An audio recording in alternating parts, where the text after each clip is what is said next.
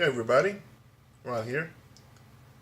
Today's video is going to be a recap of my latest session of my Dungeons & Dragons Eberron campaign. So here you go. The party continued to explore the warehouse they were in.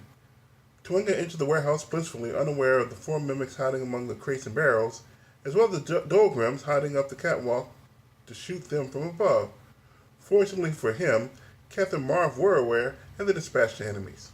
In the battle, Marv blasted a hole through a secret door from the catwalk to another room after they misty stepped onto the catwalk.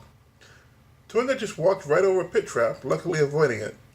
He did spring it though, so the other two were able to circumvent it. The rest of the party went through the hole in the wall, and it led to a storage room.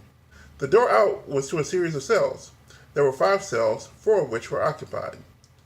The first cell had a dead person in it, but upon further inspection, it turned out the guy was just unconscious. The man's name was Gatto, and he was a tax collector for the region downstairs. His mind was broken, but he was restored and thanked the heroes. The second cell had Rainfred. Keth released Rainfred, and she had some words to say. She did not want to leave the warehouse until the threat was completely dealt with, but with some convincing by Keth and Septimus, she reluctantly agreed to leave. Now the third cell was occupied by an unmarked member of House Fierland named Ilya. She was very grateful for her release, and Septimus had plans. He began cooking up a plan to convince her to come to his side so he can eventually have a house of spies in his pocket. As Septimus, in the past few sessions, has realized that he may have an opportunity to become a major player in the city, but we'll talk about that a little later. The fourth cell was empty. The fifth cell had 2 beaten up men in the cell. They thanked the heroes for their release, but something was off. Way off. As Marv got close to one of them, they attacked him. It was initiative. The 2 prisoners turned out to be doppelgangers in disguise. The party dispatched 2 of them easily. The heroes then decided it was best to get the other civilians to safety, so they left the warehouse, but not without the vociferous objection of Rainfred, as I mentioned before. 2 tidbits they got from interrogating the doppelgangers. Number 1, Xanthrax is a beholder. As a matter of fact, one of the doppelgangers called him a god, but Septimus downplayed all of that nonsense. That was just a beholder. The second tidbit was that the children of Xanthrax, the cult that Xanthrax Beholder leads, have made significant progress on building the Soul Collector by collecting enough particular kinds of kyber shards. The party then went back to their base, and that is where we ended the session. Now the session was a little short because the couple I played with needed to leave to watch the big game, but we still had fun. Septimus' player is really into building a power structure to become a major player in Sharn. I don't know how long this campaign will last, but I am interested in telling that story with him. I'm going to have to do some thinking about challenges and opportunities. So if you guys have any suggestions, please let me know down in the comments. I had a really good time role-playing Rainfred. She's an outspoken Furbolg, very passionate about the Gatekeeper ways. I typically envision Furbolgs as more of a soft-spoken race, gentle giants, but she certainly is an exception. I'm curious as to how Keth is going to relate to her. For now, it seems like he is a gentle breeze to her forceful wind.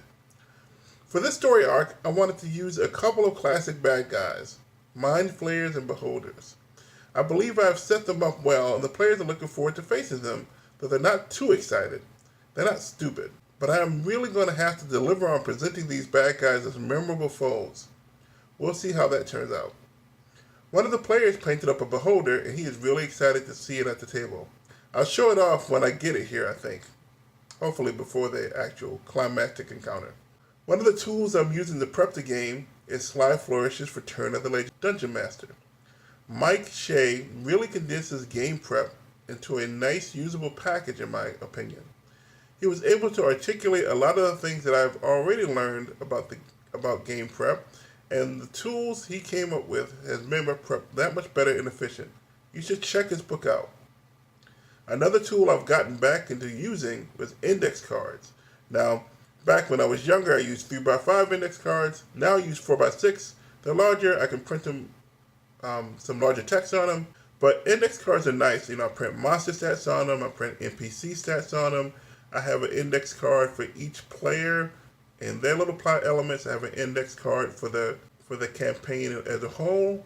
And this is to supplement my notes that I keep in my Google document. But this is stuff that I can have on hand in my card box to reference during the game. And I found that to be really helpful. And I saw Jim Murphy put up a video. He had an actual map on a 3x5 index card. That's amazing. I'm going to have to try that. Fortunately, I'm using a 4x6, so maybe I'll sketch out some maps, or maybe take a map and take the JPEG image and put it on a publisher template and print it out that way, so that I can have those ready to go. There are actually 10 maps in Sly Flourish's Return of the Lazy Dungeon Master. I'm sorry, not the Return of the Lazy Dungeon Master, but the companion book, The Lazy Dungeon Master's Workbook, which I also highly recommend. Maybe I'll take some of those and put them on 4x6 cards to have in my box just in case. Anyway, so that's the video. We're not playing this weekend because half of the party is occupied doing other things. And so we're going to pick it up the following week. We may play every other week from here on out, just to keep harmony in the household.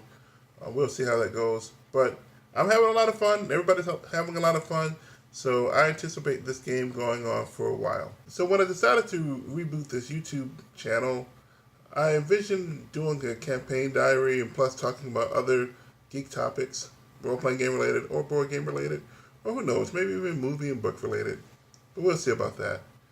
But I think I'm settling into a schedule where I want to do something related to my campaign, whether it's a campaign diary or talk about the prep that I'm doing, or even solicit advice from you guys, talk about situations that are going on in the campaign and have a discussion.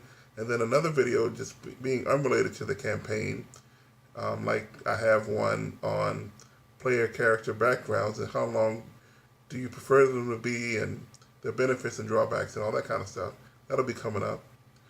And so doing something like that where I have 2 videos a week, and plus whenever I feel inspired to respond to somebody's video, to do a video response, but those will be more random. But those are a lot of fun, and I've done a couple already, and I've really enjoyed them, and I think people have enjoyed them too. So that's what I'm thinking. Until next time, see you later.